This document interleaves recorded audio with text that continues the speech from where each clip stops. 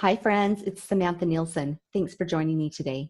As promised, I wanted to jump on here really quick and talk to you about two different types of discomfort that we experience, specifically with weight loss. When it comes to weight loss, people often think, oh, if I would just exercise greater self-discipline or willpower, that's the answer. Or maybe it's purchasing the prepackaged foods that are available. Well, I'm here to tell you that was not the answer for me at all. And I have tried it all.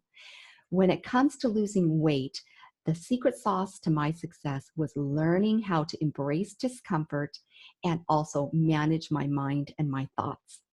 Now, when it comes to discomfort, we actually have two different types of discomfort that exist in our lives. We have negative discomfort and we have positive discomfort.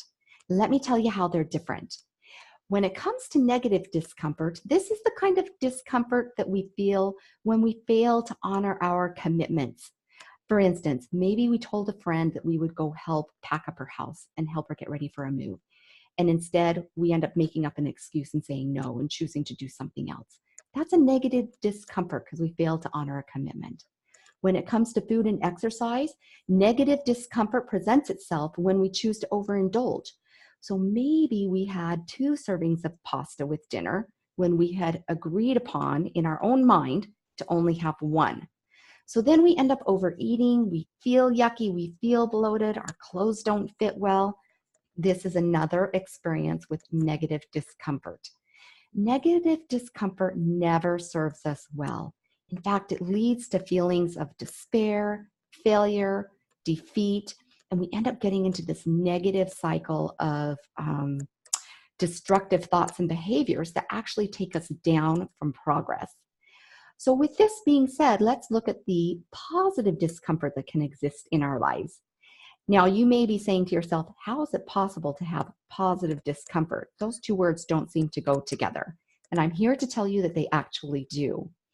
Positive discomfort can be a part of our lives when we actually hit the pause button, when we find ourselves gravitating toward a default behavior, and we engage with our better self. We engage with our brain at that higher level, and we ask ourselves, is this choice going to bring me a positive or a negative result? Let me give you an example. I had an afternoon not long ago where I experienced a lot of frustration with one of my kids. Normally, when this occurs, I jump in the car and I go to Swig and I buy a sugar cookie and a Diet Coke. Knowing that I had given up sugar and flour as part of my eating plan, I knew that this was not going to be the right choice. I didn't want to experience all of the drama and self-defeating thoughts and behaviors that would come from engaging and trying to satisfy my discomfort through having a cookie and a Diet Coke. I had to actively choose to hit the pause button on this behavior, process my emotions, and sit with that discomfort and understand why I was feeling so upset and frustrated. When I chose to process my emotions and look at the situation objectively, I was able then to honor the commitment that I held with myself for my eating plan. And also I was able to work things out with my daughter in a less frustrating and less combative way. This is positive discomfort.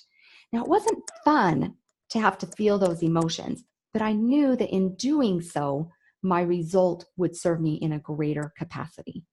Here are a few more examples of positive discomfort. Positive discomfort is experienced when we turn the alarm clock back 30 minutes and we get up early in the morning and put on our walking shoes and go for the walk ahead of the kids being up and getting ready for the day. Positive discomfort is when we choose to say no to having a piece of birthday cake at our best friend's birthday party. It's not fun and pleasant initially, but the end result serves us better. And that's where the reward comes in and supports us in that positive discomfort. Finally, positive discomfort is when we say yes to ourselves because honoring our commitments and our time schedule means more than worrying about hurting someone else's feelings and worrying about what they might think of us if we say no. Positive discomfort is a beautiful tool to get acquainted with.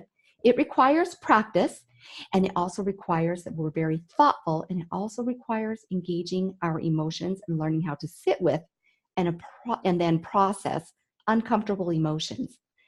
Friends, I have a wonderful free worksheet available here on my website if you'd like to take advantage of that and kind of gauge where you're sitting between positive and negative discomfort.